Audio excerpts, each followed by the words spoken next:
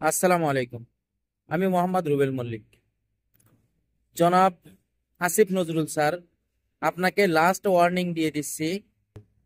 আসিয়ার বিচার যদি 7 কর্মদিবসের ভিতরে না হয়, তাহলে আপনার বিরুদ্ধে জনগণ রাস্তায় নামতে বাধ্য হবে।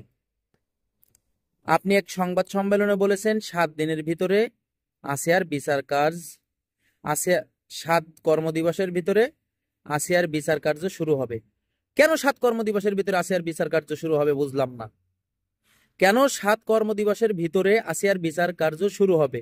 আপনাকে বলা উচিত ছিল 7 কর্মদিবসের ভিতরে আসিয়ার বিচার কার্য সম্পন্ন করা হবে। আপনি তামাশা দেখতেছেন। এই আসিয়া যদি আপনার মেয়ে হইতো, এই আসিয়া যদি আপনার বোন হইতো, এই আসিয়া যদি আপনার ক্লোজ হইতো, তখন আপনি কি করতেন? আর আপনি এই যে প্রথম আলো আর দিল্লি স্টারের প্ররোচনায় পড়ে যে কাজগুলো করতেছেন, এই কাজগুলো কিন্তু ঠিক না।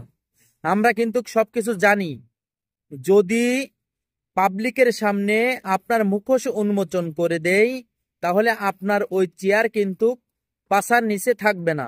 সুতরাং আপনাকে সাবধান করে দিচ্ছি, আপনাকে লাস্ট ওয়ার্নিং দিয়ে দিচ্ছি।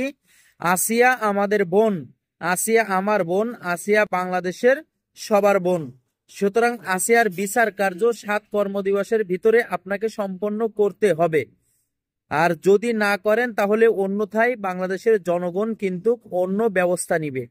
আপনাকে সাবধান করে দিলাম। আচ্ছা স্যার, আপনাকে ওই চেয়ারে বসাইছে কি প্রথম আলো আর দিল্লি স্টারের গোলামি করতে বা ভারতের গোলামি করতে? এগুলো কিন্তু বাংলাদেশের মানুষ জানে। কিন্তু বাংলাদেশের মানুষ এটা উন্মুক্ত করতে চাচ্ছে না বা উন্মোচন করতে চাচ্ছে না যে আপনি আছেন, একটা দায়িত্বশীল পর্যায়ে আছেন, ওখানে থাকেন, দেশটাকে লিড দিচ্ছেন, লিড করতেছেন, করেন। কিন্তু আপনি যদি বাংলাদেশ বিরোধী কোনো কার্যকলাপ করেন তাহলে আপনাকে কিন্তু ছাড় দেওয়া হবে না। কারণ দেশটা আমার এবং আপনার সবার। সুতরাং দেশের বিরুদ্ধে কোনো পদক্ষেপ যদি আপনি গ্রহণ করেন তাহলে এটা কিন্তু বাংলাদেশের জনগণ মেনে নেবে না।